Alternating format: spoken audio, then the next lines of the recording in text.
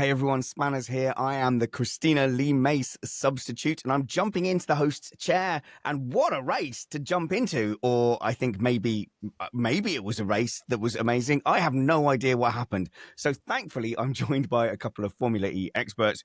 Chris Stevens is joining me. Hello, Chris. Hello, Spanners. And normally I would be tearing Macy a new one for missing a Formula E race, but in fairness, I think being on IndyCar's official Instagram page for this weekend in Long Beach, good enough excuse. And we're also joined by Nicole Fry as well. Welcome back, Nicole. Thank you for having me on today. I think Christina's doing off better and brighter things, so you guys are stuck with me. Okay, so I will admit, as someone who has watched the races, but not through the lens of, right, I've got to produce content on this. I've been following the championship and there has been good races. I think my instinct at the moment, Chris, is I said to you, as soon as I tuned in, I went, oh, this is a big track. It looks like an oval slash infield. This track is too big for Formula E. Is this a peloton race? And as soon as you said, yes, it's a peloton race, my heart sinks because I am not feeling these peloton races. I didn't just say, yes, it is. I said, big time. Yeah. This is probably the most energy critical race of the season because it is a really big track. It's the longest track on the calendar. And because it is a roval, a infield oval course, it doesn't follow the same sort of characteristics of a typical Formula E track. They even had to tighten up some of the corners with, little fake not fake barriers. The barriers were very real, but they reprofiled some of the corners with those barriers and added in a chicane at the back end of the circuit as well to make it a bit more Formula E-esque. I'm going to try really not to be super negative. I'm going to try. I am going to try. I'm not going to be negative for the sake of it. I'm not just here to just go, I fell asleep after the red flag, therefore I'm going to be all confused and negative. But I did. I was sat there watching it and nothing was happening. Then we had the shunt into the chicane and there was a red flag and I had no idea how long that was going to go on for. And I'd had a long day. And so I'm just going to close my eyes for a little while, fell asleep and then woke up I woke up at exactly the point that Felix da Costa was being pretty angry during his interview. So I don't know, like Nicole, you've watched these races in person at Portland, these kind of peloton races. Like, is it any different in person? In person, it is wildly different. I think they provide a lot to do at the track for fans. However, this track is so freaking massive. I am skeptical to say that the fans had a good time because even looking into the grandstands, they were not full in the slightest, and it made it very eerie. It felt like we were back in Berlin when they were running during COVID because there was just no one there, it felt like. So the atmosphere was off despite all of the chaos that was happening at track. Though I will have to say, as a fan in person, it feels much more entertaining. But Chris, like, am I wrong as someone jumping in and just say, oh, Macy would have loved this, so stop being so negative. But I think the first race note I wrote was lap 17. Yeah. Is that fair? Like, is there some mysterious thing happening between lap 1 and lap 17 that I missed? No, the only thing I really noted was, and this all became moot once we had the red flag anyway, and that became the defining factor in the race. But the thing I was writing down was, oh, De Vries is going for like an early lead. That's mildly interesting. And then, because that's all you can write about that's all these the commentators races. were saying.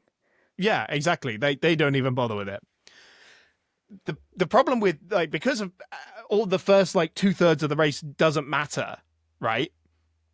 And then just at the point when it was getting to we're going to start pushing and establishing a race order bit now, then we had that red flag that totally defined the race because of how the attack mode works. And then because the people who ended up further up the field anyway got penalties after the race for not using attack mode, I kind of just sat back and went, so nothing I watched in that race really mattered at all, did it? Okay, so I was scared that I was being too negative about that and the fact that I had no notes between lap 0 and even the race start.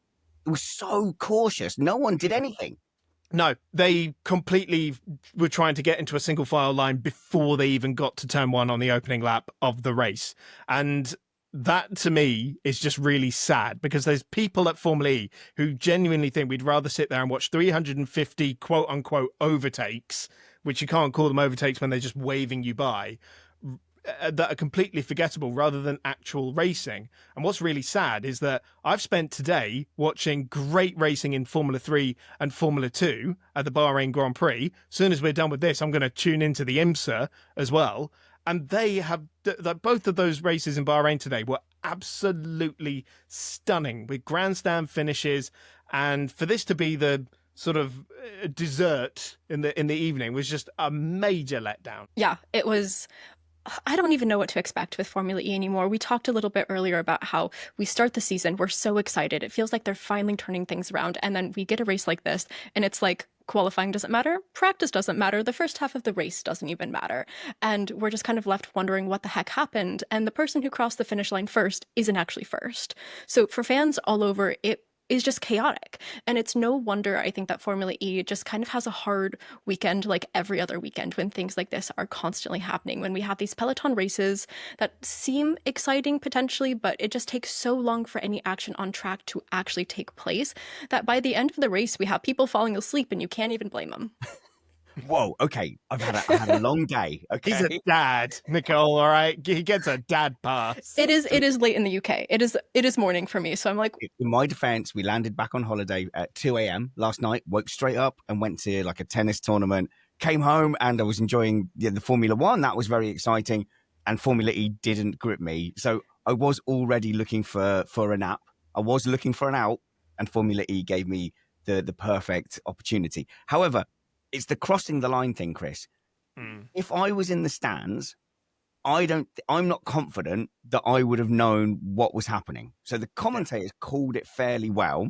They understand what's happening with the attack mode, and Natto crosses the line first. I think if you're in the stands, you go, oh, wow, great, a Natto victory. And even though it was perfectly obvious to the commentators, and they were relaying that to the TV audience, but that's a horrible in-track experience. Yeah, especially because it was, like, on paper, a real grandstand finish. He nicked him the line by a tenth of a second. And any other day, you'd have gone, wow, that's absolutely stunning. Look at how amazing is that? But we're all sitting here irked by what we've seen, basically. And in fairness, they were pumping the TV commentary through the through the speakers at the track. But you can't always rely on Chris, is that because they realized that if they have in-stadium commentators, often the quality of that is lower, and the London E-Prix proved that to people? Do you want a funny answer, or do you want a correct answer? Chris was the in-stadium commentator for the London E-Prix. I never mention it, so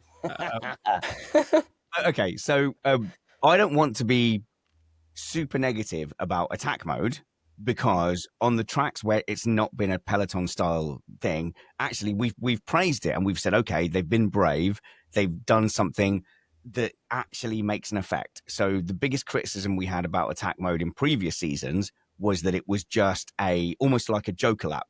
It was something that you had to get out of the way, and it put you out of position, and it didn't really give you anything extra. Whereas this season, it definitely does. It's almost everything. Yeah. And in a straight race with no safety car, with no red flag, okay, you go, okay, so everyone gets their turn to do their attack mode. You get four-wheel drive. Overtaking is overpowered. It's very easy. But if you get a red flag, if you get a safety car, and that's not the first time we've seen it this season, and you take it at the wrong time, it's a lottery, Nicole. And I don't know, like it's like you are racing for a quarter of the race under attack mode, and it's all down to whether anything happens at the time you take it. Yeah, and this is going to be maybe controversial, but I love attack mode. I think it does make the race more interesting. And even today, when we have a race that was chaotic, where fans probably had no clue what was happening at the end, I do think it's important to have, because otherwise, without it, today would have just really, really been boring. Like, you wouldn't have woken up from your nap because it was just so dull. And I think, overall, it's done amazing things for the sport. But when the races are so short, it's really hard to apply effectively. And that's what we saw today. And it was a big shame. It did make for some interesting watching at the end. But overall, I do think we kind of need to call into question, like, how effective is it at making the sport a better racing series? And what kind of tweaks do we need to look at potentially to make it even better and more effective for the teams? Because I do think there are things that they could do with this to make it really interesting and less chaotic all around. I think if you just shorten the races by like 3 laps, you wouldn't get such peloton style racing. I think that's the only difference they need to make. But Formula E likes these kind of races. And Spanish, you mentioned when it first came in, when attack mode first came in, it was like this throwaway thing, something you had to get rid of. And that is probably why the rule that you have to use all of your attack mode, otherwise you get a penalty, exists. It is not representative of the fact that now attack mode is so powerful that actually not using all of it is a disadvantage.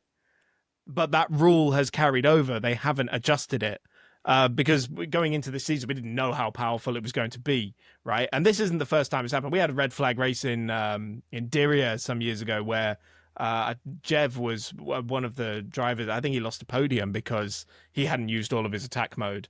Back then, it was kind of an advantage because it was a penalty to not use the attack mode. Whereas today, it wasn't worth that time you lost back. Whereas now, it's worth way more. Mm-hmm. It's going to be interesting because it seemed really apparent to me today that none of the teams really knew what the right call was going to be, because it seemed like some of them did take the gamble that the stewards would reverse the penalty decision because so many people finished the race and did not slow down a touch. In fact, they just sped up as quickly as they could, it felt like. So I wonder if not only have the rules and kind of the power of the attack mode really not caught up to each other, but has the strategy not caught up to the teams yet either, because they just didn't expect this to happen. I feel like they knew that slowing down was going to be worse than the 10 seconds. I got to say, right, I got a real bee in my bonnet about how the end of that race was communicated as well. The graphics. Oh, what graphics? Because exactly, right? So first of all, the graphic that showed you how much attack mode was remaining seemed to only show for like 5 seconds, which is not enough time to digest that information. Then in the last like 2 laps, when this was the most critical factor, who's got attack mode and who's got how much like of the clock remaining, which was going to determine whether you were going to, finish where you crossed the line or take a penalty, they decided to not show it. But it didn't matter anyway, because that clock didn't start until like a minute after they even took their attack mode. You see, they take it around turn 4, and then as they're coming out of the final corner, finally it all starts popping up, but it starts at the 6 minutes. So I know immediately that what they're showing me is factually incorrect. And in a race where that was so important, that communication was just abhorrent. Wow, go off, Chris. Jeez. I'm really, really upset because I can just about like factor it out. 99% of people watching it probably, don't understand it. But question, are the Formula E graphics better than the horrendous Formula One graphics? Which one would you prefer? Formula One graphics are like fine most of the time. I honestly feel like Formula E graphics are pretty similar to 90s F1 in levels of information that they give you. No. Formula One, they've had their faults this season, but the Formula One graphics, especially combined with the live timing apps, are fantastic. I hope nobody has tuned into this race review having not watched the race and going, "Oh, Missed Apex Formula E will tell us what was happening," because I still don't know. So I was watching this race where basically it was Da Costa versus Verline, and it looked like Da Costa was the faster driver, and he made this bold decision to go, right, I'm going to go for my 6-minute attack mode, having already taken the 2-minute attack mode. So he was doing 2-6 split. He took a second attack mode and then was just gone. Was building himself a lead, and then that's his lead to defend, except for we had this pile up between Gunter and Hughes, and was it Gunter and Hughes? Evans, right? Yeah, Evans. But I think Evans was just sort of caught up in it. But I think, okay, let's just linger on the fact that once again, it's Gunter being an absolute weapon. because that's Did, just did rather tag the front of Hugh's car, didn't he? Yeah. Right, okay, okay. So it just feels like anytime I pay attention to a Formula E race, it's like, oh, there's an incident. I wonder what exact role Gunter had in that, and it's always something. Don't, because after his brilliant win in Jeddah, he then, on the first lap in the second race, plowed into everyone. Okay, so It's shall we say he has a penchant? He has a desire. He has a habit of just sending it into the car in front. Fine, whatever. That's kind of a passing thing. But Da Costa was on his way to win, and he was punished for right. And it's not like in Formula One where you go, okay, you either go hang for a safety car by going out on a harder tire, staying out for longer. If the safety car comes out, you then get a free pit stop. If the red flag comes out, you get a free tire change and keep your track position anyway. Here, like, this is where I'm going to ask you, Chris, what on earth happened? Okay. Because basically, the people who did the tactic one side of him were punished one way, and the people that did the tactic the other side of him were punished the other way. So you had to be exactly in the middle. You couldn't take your attack mode at the correct time, like Da Costa did, and you couldn't leave it too long, like Nato did. You had to exactly leave it somehow in the middle to win. So there was a huge luck factor in this race, to be honest with you. So Da Costa, he's saved a heck of energy, and he's just started his 6-minute attack mode. At that point, he's looking imperious, like there's no way he's going to lose this race, except when he's in the middle of his 6-minute push trying to build a lead, then we get the red flag. So he loses, 5 minutes of attack mode. Then there are tons of people behind him who have got an attack mode left, either with 4 minutes or 6 minutes. And what it came down to is this. If you had 6 minutes of attack mode remaining, you simply didn't have enough time left in the race to finish your 6 minutes, which is why they ended up with penalties. So that was Nato, France, who finished third on the road, I believe, both McLarens, and Roland as well. So both Nissan, both McLaren, and France, the Envision. If you had 4 minutes remaining after the red flag, like Verline and most of the other drivers, so Degrassi as well, then you were golden. That was the primo position to be in. You got to use your attack mode, which Da Costa didn't, but weren't penalising for not using all of it. So he did use it because he used it. Verline used all of it. Basically. Yeah, Verline used all of it because he had only 4 minutes remaining. Had to use it under the safety car, under the red flag, and because he'd already taken it, and it doesn't stop or pause under a safety car or a red flag. So you just lose it. So is it too simplistic to say if there's a safety car, pause the attack mode time, and then the second thing is if you don't use all your attack mode, who cares? That's fine. That's the thing. I feel like that rule needs to be revisited now because not using all your attack mode is a disadvantage now. But that makes it fun. That makes it so entertaining because if they didn't, it does. Like, again, like I said, I feel like this race would have been so incredibly boring had the way the racers crossed that finish line actually stayed. I think that this attack mode situation is fantastic. Yes, there's strategy involved. Yes, that is part of racing. And overall, yes, there are tweaks that need to happen. But if there's no penalties, then what's the point? Like, what is the point? But I feel like the whole pausing it under a safety car red flag thing, like, I don't mind how it is now. Especially because if you think back to Mexico City, when we were all thinking, oh, Roland's going to run out of his attack mode before the safety car's out. No, he's going to get 1 lap to do it, and he's absolutely nailed 4 cars in 1 lap. That's supreme, right? It balances out. It does. Do we think that they should have added more laps after the safety cars to kind of make up for it? Because I think that would be a great way to negate that. The 6-minute guys probably would have been really praying they were going to add 1 more lap to it. And to be honest, I'm surprised they didn't, because I could have sworn we did 3 safety car laps, which I think equals 1 added lap. So I'm surprised they didn't add 1, to be honest. I don't think they really counted that first safety car because it was basically pointless. Like, it didn't even really do a full lap. We had the first safety car period as well. So I don't know. So what I'm getting is that you two were able to follow it much more closely than someone like me. Much more. But the thing is, it can't be inaccessible to the casual fan. You know, if I was a Nato fan now, I would be absolutely screaming at the TV, going like, "What on earth is that?" Do you know, especially after like the weekend he's had, it's been supreme. If he'd have gotten out of that car, taken off his helmet, and it was actually Ollie Rowland driving it, I wouldn't have been surprised, because it's like they've swapped. It's unbelievable, because Nato has come back from this 8-week break and he is nailing it. He got his first pole position in like 3 years. That is also his first point of the season as well.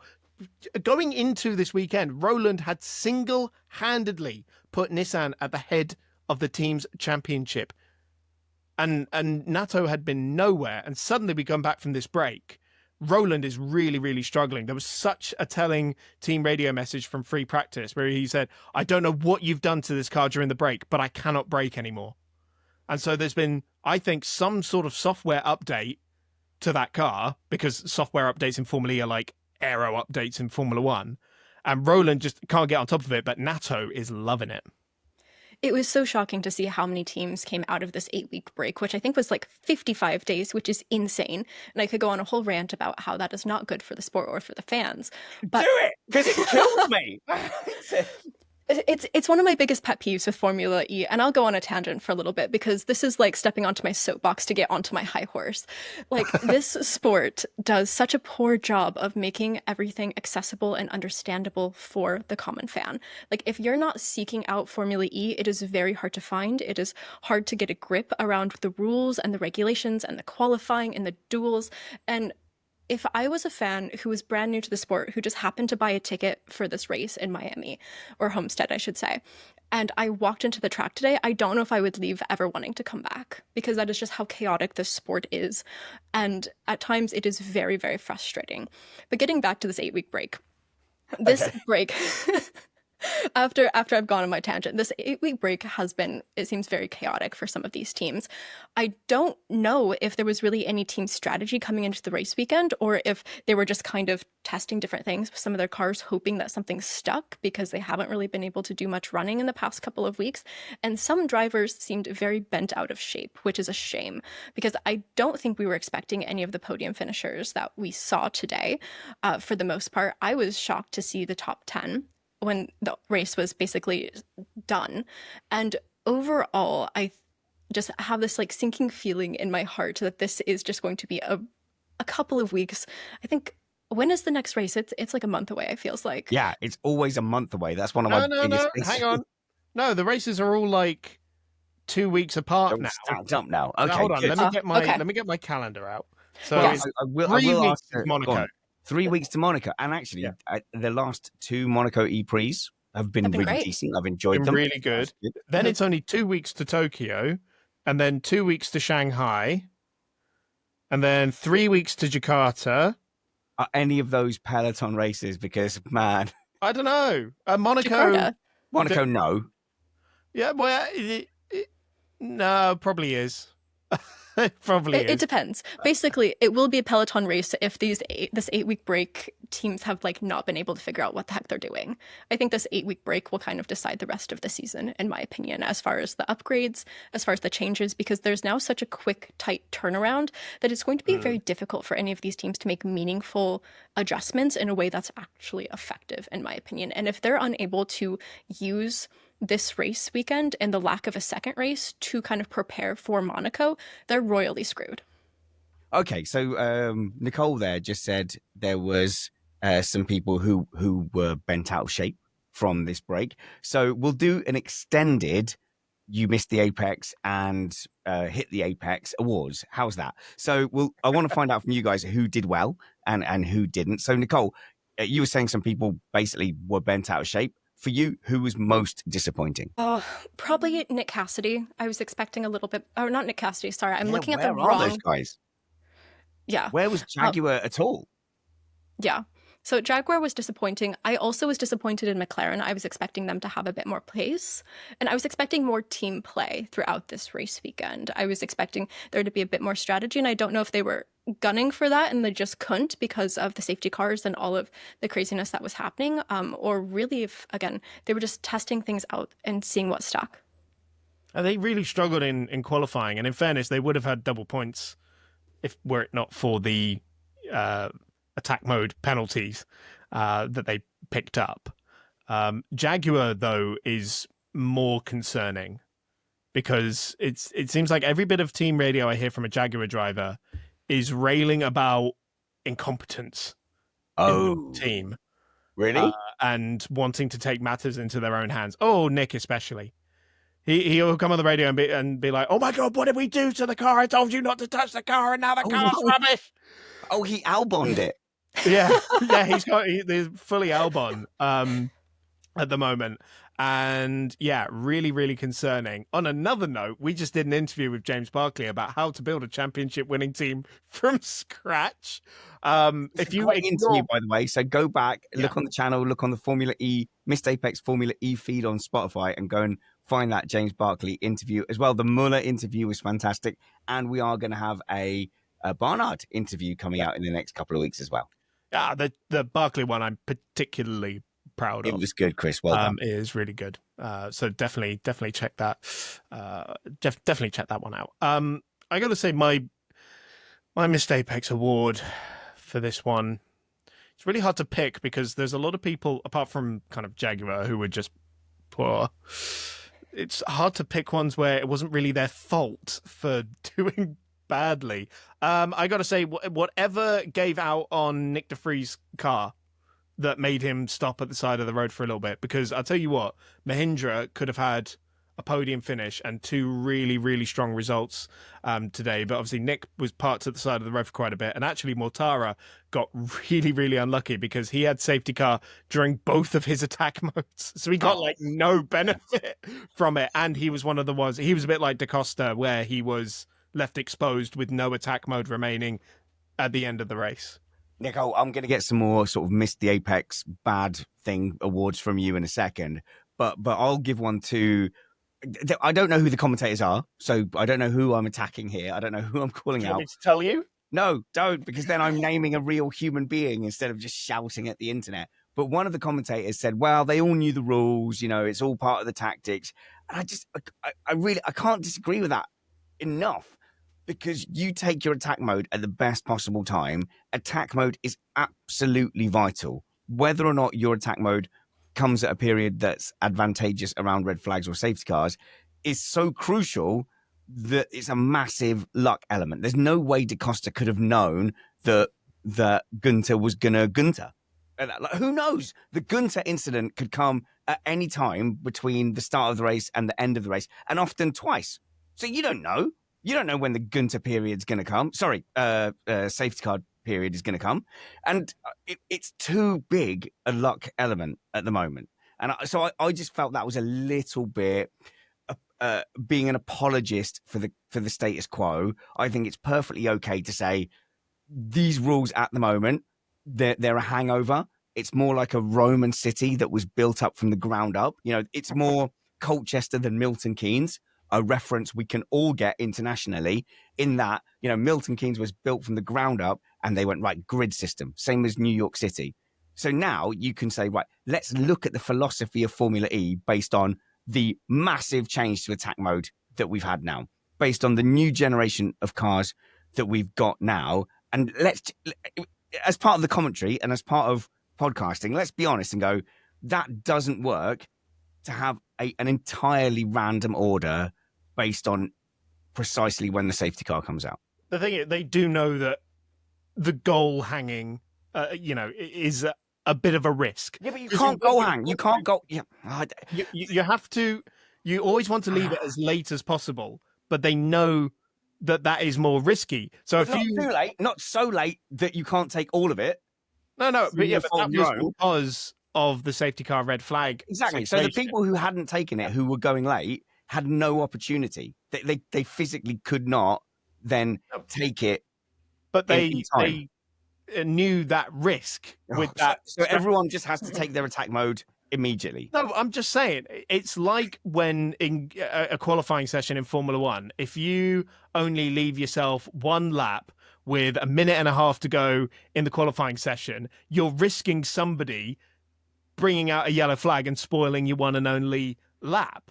It's not a unique situation. A lot of the times, I think it is. No, okay. So a few years ago, Mitch Evans spectacularly won in Rome by leaving his attack mode so late that we were all thinking, "There's no way. Surely he's going to run out like before the end of the race. They've miscalculated this." And actually, he got it so perfect, and he went and won the race from like 8th with like 5 minutes to go. It was brilliant. Okay, I'm trying to put this like into words that make sense and not just yell, but as the safety car came out, you had all those cars going, "Oh, well, we just boned. Like we're more than like what they like 9 minutes from the end of the race, and they had 6 minutes attack mode to take, and then the clock is just ticking down to the point that you go, okay, now we have this whole end period of the race, and if there's 5 minutes and 59 seconds to go, all those cars are just there's nothing they can do." Yeah, exactly. Well, I agree with you. That's why there shouldn't be a penalty anymore for not using all of the attack mode. Oh, I disagree. I think what those teams should have done is dropped one of their drivers back to hold up the rest of the pack and just stretched out the race, because it would have made more sense. You would be a good Red Bull strategist then. So you want to deploy a Perez, do you? Yes, 100%. Let's take Anna Schmidt's advice and just back the pack up as much as we can and delay, because why not? I mean, they had nothing to lose at that point.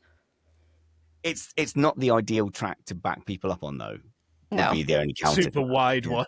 Yeah, it's like, yeah. So he'd have to, let's park in the chicane for a little bit and just then like turn the car sideways so they can't go wide around those Why don't we be more positive, guys, then, and talk about who hit the apex? So I'm sure both of you have very positive things to say about certain drivers. So let's look around. Who looks like they're chomping at the bit to say something positive? Chris Stevens. Yes. Chris, you are at Chris on Racing on the internet, on Twitter, and on Blue Sky. On X, on Blue Sky, on Instagram and TikTok. Instagram is the main one. Okay, and obviously, like, we should do your LinkedIn, because I know you got that commentary thing, but I mean, you're essentially jobless. So yeah, right. Okay. So, yeah, exactly.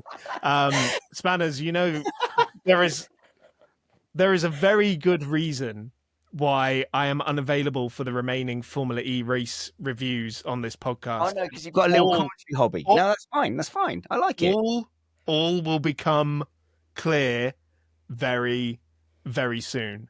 But in the meantime, I'm never happier than when we can't have you on Missed Apex projects because you've got commentary gigs. Yeah.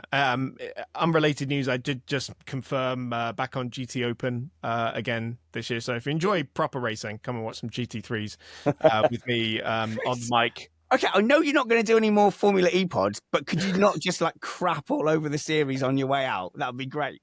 Fine, I'm still going to try and do some deep dives. Who hit the apex for you? Who hit the apex? I'm going to have to say Da Costa.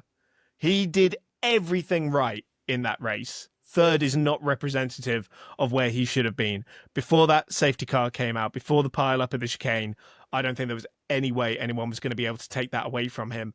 And you've got to remember as well, like, I fully understand why he was so miffed, not only because it was out of his hands, but also remember, like, the first two races, he came second by like a 10th in both races. It was so close. Got wiped out in Jeddah as well. You know, he needs these big results, and he was robbed of his first win of the season today. Nicole Fry, hi. Hello. I like that you share a surname with one of my favorite sci-fi characters of all time, Philip J. Fry, which endears you to me. You're probably more of an IndyCar and F1 expert than Formula E, although you've done fine today, I suppose. Oh, you've just disagreed fine. with Chris, which I always like, which is great. People can follow you where? So I am primarily on TikTok and Instagram just as Hi, it's Nicole Fry. Nice. We will put a link to that in the show notes below. So have a little flick around in your podcast app and go and follow Nicole. Nicole, who hit the apex for you? Oh, for me, it's an easy answer, and that's Lucas di Grassi. He had a phenomenal race today. You nicked mine. Sorry, someone had to say it, and I was going to beat you to the punch because I had to have a good answer. But I think he just did a wonderful job today. And despite the fact that this race came down to a lot of luck, I think he performed beautifully on track. I think he put himself in a really strategically good position to finish well, regardless of all of the safety car issues we saw today. I think he still would have ended up in the points. And from a team that had a driver at the very bottom of the pack today, I think it was really wonderful to see him on the podium.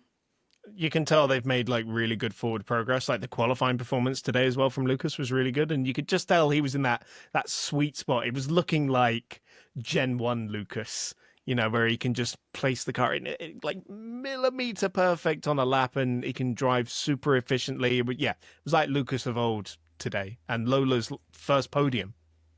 Yeah. So, well, okay, I'll settle for Lola then. So, was that Darcy's first podium for a while? Like 2 3? years maybe. Mm-hmm. And so this was the Apt outfit, right? It still is. It's still run by Apt. It's Lola Yamaha Apt. Right. Okay. So yeah. So well, let's give it to Lola because I think one of the best liveries on the grid for a start, and so that must have been a big day. So they're going to be there popping champagne corks, aren't they? Absolutely. So. Can I add a second one because no one's mentioned him? Go. Nato. Like what a turnaround from where he was at the start of the season. Completely pointless. And all right, yeah, he didn't end up where he should have been today. But where did he finish? He was eventually classified 6th. Yeah. Yeah, but he should have been on the podium and would have been without the red flag, I think. And if it is a software thing, I've actually texted a friend about this. I'm awaiting an answer. But if it is some sort of software update that Nato loves and Roland can't get on top of at the moment, do they have to run the same software on both cars, or can they have an individual one between the teammates? Because surely you put Roland back on whatever you had before this weekend and leave Nato where he is, because then suddenly you have got an unstoppable force in that Nissan outfit. And I'll give my Hit the Apex award to the presenting team on ITV4. So Nikki Shields is like one of my favorite presenters, and she one of was my favorite human beings. Yeah, she was an absolute delight. And oh my god, I still can't get over. I think about 7 years ago, I was just like, we were the only 2 people in a corridor, and I should have just started a conversation with her, but all I could think was, oh, that's Nikki Shields, and she's brilliant. And I never did. I didn't start a conversation with her, but her, Jamie Chadwick, and Billy Monger were really great pre-race. I don't normally watch that because, you know, I just tune into the races, but I think getting a presenting team correct and getting the tone right is really hard. And I don't think Formula E has always got it right, but this season, I think it's been, a delightful and not over the top build up to the race. Absolutely, she's brilliant. Like, you run out of superlatives. Yeah, we do. It was nice to see a commentary team that knew what they were talking about, that had the pace and the banter, and that felt like they could really take a race that started off incredibly slow, incredibly dull, and make it exciting all weekend long. Despite the fact that we don't have 2 races with them, it was nice to see them at track and be able to kind of like welcome the fans in a proper way, because that has not always happened in the past. And at times it has felt very painful to watch like the pre-show, and it was nice to finally have something like pleasant to look forward to this morning. And no awkward moments in the box. We go, take us through this lap. And silence. Deafening silence. As often happens in Formula One. Go and follow my panel here. My panel, Chris Stevens and Nicole Fry. I apologize for lacking the expert hosting that Christina Lee Mace normally gives, but we are looking forward to the Monaco E-Prix, and hopefully that will be something a little bit different to the Peloton style racing and chaos that we've seen this week. Until we see you next, work hard, be kind, and have fun. This was Missed Apex Formula E.